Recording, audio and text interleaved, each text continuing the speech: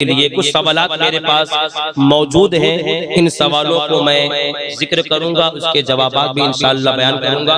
درود شریف پڑھ لیجئے۔ اللہم صلی علی سیدنا و مولانا محمد و بارک وسلم، صلاۃ و سلام علیک یا سیدی یا رسول اللہ صلی اللہ علیہ وسلم۔ پہلا سوال یہ ہے کہ وضو کے بعد ہمیں کیا پڑھنا چاہیے؟ تو دیکھیں جب بندہ کامل وضو کر لے، اچھی طرح سے وضو کر لے، تو حدیث پاک کے اندر یہ ذکر ہے کہ جو شخص اچھی طرح وضو کرے، کامل وضو کرے، اور وضو کرنے کے بعد اشہد واللہ الہ الا اللہ وحدہ لا شریک لہ واشہد ان محمدا عبدہ ورسولہ۔ سب کو یاد ہے؟ حضور کی یہ حدیث مبارکہ کئی کتابوں کے اندر موجود ہے۔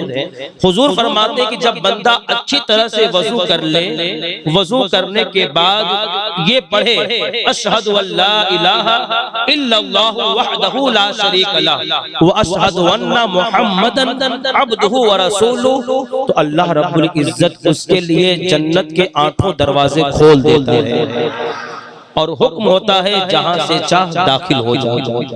تو یہ ایک برکت اور ایک فضیلت بھی حدیث پاک کے اندر بیان کی گئی، اس لیے آپ سب اپنا معمول بنا لیں۔ یہ کلمہ کس کو یاد ہے؟ سب کو یاد ہے؟ تو اب سے ہم سب کا یہ معمول ہونا چاہیے کہ ہم جب وضو کر لیں تو وضو کرنے کے بعد یہ کلمہ پڑھ لیں تاکہ اللہ رب العزت یہ فضیلت ہمیں عطا فرمائے۔ دوسرا سوال یہ ہے کہ ناپاک کپڑا کس طرح پاک کیا جائے؟ کل تعلیم بالغاہ کے اندر میں نے یہ بات بیان کی تھی، اور یہ سوال بھی ہے کہ ناپاک کپڑا کس طرح پاک کیا جائے۔ آج بھی ہمارے پاس فون آتے ہیں کہ حضرت وہ تھوڑی ناپاکی لگ گئی ہے، کپڑا ناپاک ہو گیا، تو کس طرح پاک کریں؟ تو دیکھیں اس کا آسان طریقہ یہ ہے کہ نجاست مرئیہ اور غیر مرئیہ، یعنی آپ کی زبان میں اگر میں کہوں تو وہ نجاست یعنی گندگی جو کپڑے پر لگ جائے وہ 2 طرح کی ہے، یا تو وہ دکھائی دینے والی ہوگی یا دکھائی دینے والی آواز سے بولے نہیں ہوگی۔ جیسے پاخانہ پیشاب وغیرہ پاخانہ خون وغیرہ اگر لگ جائے تو ظاہر سی بات ہے یہ وہ گندگی ہے جو دکھائی دینے والی ہے، اور اگر پیشاب لگ جائے یا ناپاک پانی آپ کے کپڑے پر لگ جائے، سوکھ جائے، تو ظاہر سی بات ہے دکھائی دینے والی نہیں ہے۔ تو ہمارے فقہا فرماتے ہیں کہ اگر وہ نجاست جو دکھائی دینے والی ہے اگر وہ کپڑے پر لگ جائے تو اس کے دھونے کے لیے یہ شرط ہے کہ اس کو اس طرح دھولا جائے کہ اس کا اثر ختم ہو جائے، اگرچہ ایک مرتبے میں، اب یا ایک مرتبے میں، 3 مرتبے میں، 5 مرتبے میں دکھائی دینے والی نجاست اس طرح دھونا ہے کہ اس کا اثر ختم ہو جائے تو کپڑا پاک ہو جائے گا۔ اور اگر نجاست دکھائی دینے والی نہیں ہے، جیسے کپڑے پر گندگی لگی ہے لیکن اب جو ہے گندگی دکھائی نہیں دے رہی ہے، تو اب اس کے پاک کرنے کا طریقہ یہ ہے کہ اگر پانی کم ہے تو آپ 3 مرتبہ دھو لیں اور 3 مرتبہ نچوڑیں، جس طرح جو طریقہ بیان کیا گیا کہ دھونا ہے اور اس طرح نچوڑنا ہے کہ پانی کا قطرہ آنا بند ہو جائے۔ اور اگر اس طرح آپ کپڑا پاک نہیں کرتے بلکہ کپڑا پاک کرنے کا طریقہ اگر اس طرح آپ کپڑا پاک کریں کہ بالٹی میں آپ نے ناپاک کپڑا ڈال دیا، 2-4 کپڑے ناپاک تھے، بالٹی میں یا ٹب میں آپ نے ڈال دیا اور آپ نے نل کھول دیا، اب پورا پانی بھر کر گرنے لگا، اب اتنا پانی گر جائے کہ آپ کو یقین ہو جائے کہ اب یہ کپڑا پاک ہو گیا ہے، تو شریعت مطہرہ اس کپڑے کے پاک کا حکم دے دیتی ہے۔ یہ مسئلہ سمجھ گیا آپ؟ کتنے لوگ سمجھیں کپڑا پاک کرنے کا طریقہ؟ ٹھیک ہے۔ ایک سوال یہ ہے کہ اگر چٹائی یا قالین اگر ناپاک ہو جائے اسے کس طرح پاک کریں؟ ہاں، یہ سوال اس طور پہ کیا گیا کہ کبھی ایسا ہوتا ہے کہ کپڑا 3 مرتبہ نچوڑنا ہے اور 3 مرتبہ دھونا ہے، نچوڑنا ہے۔ اب ظاہر سی بات ہے کہ قالین ہے یا چٹائی ہے، یہ اگر ناپاک ہو جائے تو اب تو اسے کوئی نچوڑ تو پائے گا۔ تو اس کے بارے میں یہ حکم ہے کہ اگر اسے اس طرح پاک کریں کہ قالین کو آپ دھو لیں، دھونے کے بعد اسے کہیں ٹانگ دیں یہاں تک کہ پانی گرتے رہے اور پانی کا قطرہ ٹپکنا بند ہو جائے، پھر اسے دوسری مرتبہ آپ دھولیں اور اسے کہیں ٹانگ دیں، پانی گرنا بند ہو جائے، پھر تیسری مرتبہ آپ اسے دھولیں اور اسے کہیں ٹانگ دیں۔ اس طرح جو ہے 3 مرتبہ دھونے اور 3 مرتبہ ٹانگ دے کہ پانی کا قطرہ ٹپکنا بند ہو جائے۔ اس طرح اگر آپ قالین یا چٹائی پاک کرتے ہیں تو وہ قالین بھی پاک ہو جائے گا اور چٹائی بھی پاک ہو جائے گی، ٹھیک ہے۔ اور ایک سوال یہ ہے کہ تانبے اور لوہے کی انگوٹھی کا پہننا کیسا ہے؟ یہ ایک ماحول چلا ہوا ہے نوجوانوں میں، ہم نے دیکھا ہے کہ وہ کیا کہتے ہیں آپ لوگ، کڑا پہنتے ہیں اور بریسلیٹ کیا ہوتا ہے وہ ہے نا، ہاں وہ سب پہننا بڑا عجیب و غریب ماحول بنا ہوا ہے نوجوانوں کا، اور پتہ نہیں وہ کیوں اپنے آپ کو وہ لڑکیوں کی طرح ظاہر کرنا چاہتے ہیں۔ ایک صاحب میرے پاس کل آئے تو وہ کان کے اندر پہنے ہوئے تھے بالی، میں نے کہا یہ کیا طریقہ ہے، تو فوراً نکالا انہوں نے۔ لیکن آپ یاد رکھیں ہم ایسا کام کر کے کہ ہم ہر لمحہ ہم گناہگار ہوتے رہیں، کیا یہ ایک مومن کو ایک مومن کا شیبہ ہے کہ جو ہے لوہے کی انگوٹھی پہن لے، تانبے کی انگوٹھی پہن لے، جس کے بارے میں حدیث پاک میں بیان کیا گیا کہ یہ جہنم کا لباس، یہ جہنمی لباس ہے، یہ بتوں کا لباس ہے۔ اس کے باوجود بھی اگر کوئی بندہ لوہے کی انگوٹھی پہنے یا تانبے کی انگوٹھی پہنے تو ہمارے فقہا فرماتے ہیں کہ ایک مسلمان کے لیے مرد عورتوں کے لیے سونا اور چاندی جائز ہے، لیکن ایک مسلمان مرد کے لیے صرف چاندی کی ایک انگوٹھی جو 4.5 ماشے سے کم ہو، یعنی 4.5 گرام سے کم ہو اور ایک نگ والی، بس یہ انگوٹھی جائز ہے۔ چاندی کی انگوٹھی کتنی ہو؟ 4.5 ماشے سے کم اور ایک انگوٹھی ہو، اور نگ کتنی ہو؟ ایک، بس یہی جائز ہے ایک مرد کے لیے۔ اب اگر کوئی 8-10 گرام کی انگوٹھی پہنے یا 2-4 نگ والی انگوٹھی پہنے تو یہ پہننا ناجائز ہے، اور پہنے گا تو بندہ گناہگار ہوگا اور اس کی نماز بھی مکروہ تحریمی ہوگی، یعنی اس نماز کا دوبارہ ادا کرنا واجب ہوگا۔ اس لیے جو ہے ہمارے فقہا کا حکم انگوٹھی کے بارے میں یہی ہے۔ اب رہی بات لوہے کی یا تانبے کی انگوٹھی پہننا، تو خود امام اہل سنت سے اس بارے میں سوال ہوا تو آپ نے فرمایا کہ یہ مکروہ ہے۔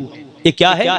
مکروہ، یعنی مکروہ تحریمی ہے کہ بندہ گناہگار ہوتا ہے، ٹھیک ہے۔ اس لیے جو ہے اس سے پرہیز کریں، اور اگر انگوٹھی پہننے کا شوق ہو تو یہی انگوٹھی جو چاندی کی ہو، 4.5 ماشے سے کم اور ایک نگ والی ہو۔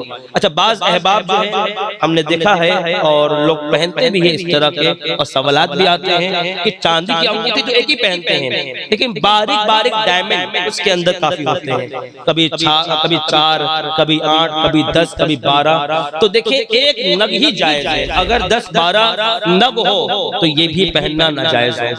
دیکھیں ہم مسلمان ہیں، ہمیں وہی کام کرنا ہے جس سے اللہ اور اللہ کا رسول راضی ہو جائے، اس کام کی طرف ہمیں توجہ نہیں لے جانی ہے جس سے اللہ اور اللہ کا رسول ناراض ہو جائے۔ یہ آخری سوال باقی ہے کہ ظہر کی جماعت کھڑی ہو اور سنت ہم نے ادا نہیں کی ہے تو نماز ہم کیسے سنت ادا کریں؟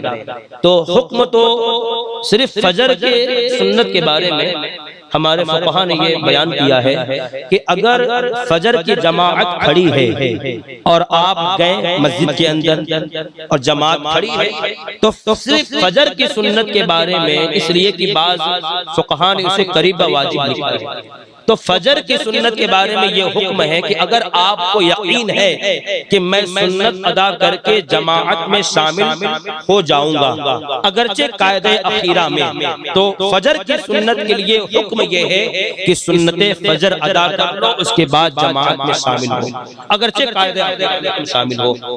لیکن فجر کی سنت کے علاوہ بقیہ جو نمازیں ہیں، چاہے ظہر، چاہے عصر اور چاہے عشاء، اگر جماعت کھڑی ہو گئی ہے تو اب اس صورت میں آپ سنت ادا نہیں کر سکتے، بلکہ آپ کے لیے حکم یہ ہے کہ آپ جماعت میں شامل ہو جائیں۔ اب ظہر کی سنت کے بارے میں ہمارے فقہاء نے یہ لکھا ہے کہ اگر جماعت میں آپ شامل ہو گئے تو سنت نفل ادا کرنے کے بعد جو ہے قضا کی نیت سے آپ ظہر کی سنت ادا کر سکتے ہیں۔ کس نیت سے؟ قضا کی نیت سے۔ بقیہ اور جو جماعت کھڑی ہو تو اس وقت آپ سنت ادا نہیں کر سکتے۔ یہ آخری سوال ہے، چونکہ وقت بھی ہو گیا ہے، کہ مرنے والے کے جسم پر پاؤڈر رکھتے ہیں اس لیے کہ جسم جو ہے جلدی گل جائے، کیا شریعت مطہرہ نے اس طرح کا کوئی حکم دیا ہے؟ یہ ایک بڑا چلا ہوا ہے، ممبئی وغیرہ کے اندر بہت زیادہ ہے کہ جب نہلا دیتے ہیں تو کفن پہنانے سے پہلے یا کفن پہنانے کے وقت ہی وہ ایک پاؤڈر آتا ہے، وہ پورے بدن پر جو ہے اس کو لگاتے ہیں۔ اچھا، لگاتے کس لیے ہے؟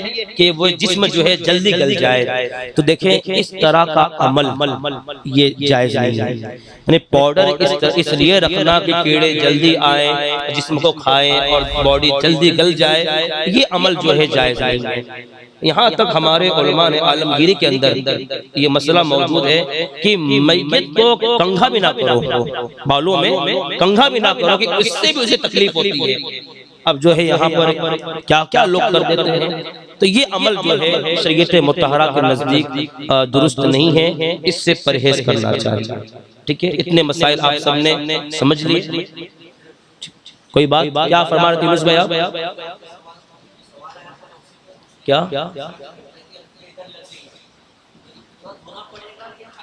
ہاں، اب یہ ایک بڑا اہم سوال ہے کہ اگر گندگی کپڑے کی کسی خاص جگہ پہ لگی ہے، مثال کے طور پر آستین میں گندگی لگی، تو اب بعض لوگ یہ سمجھتے ہیں کہ پورا کپڑا ہی پاک کرنا پڑے گا، کپڑا تو ناپاک ہو گیا، لیکن یہ ضروری نہیں ہے۔ اگر گندگی آپ کو یقین ہے کہ صرف آستین پہ لگی ہے، تو اگر آپ آستین کو جو طریقہ بتایا گیا پاک کرنے کا، اگر آستین کو بھی اگر آپ نے پاک کر لیا تو پورا کپڑا پاک قرار دیا جائے۔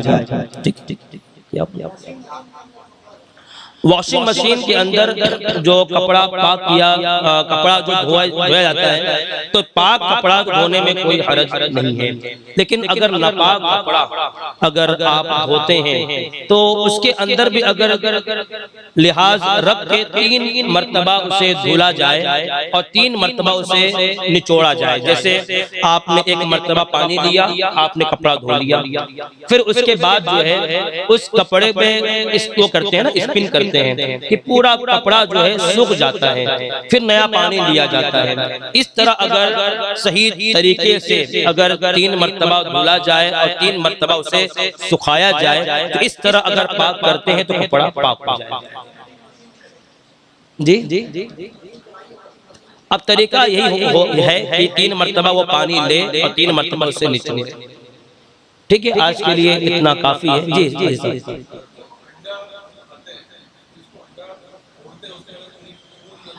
وہ ایک بار دیکھ لیتے ہیں، کیونکہ اس کے اندر وہ ذہن، وہ جو اندر خون نکلتا ہے، اس پر کہیں دیکھا نہیں میں نے اس طرح۔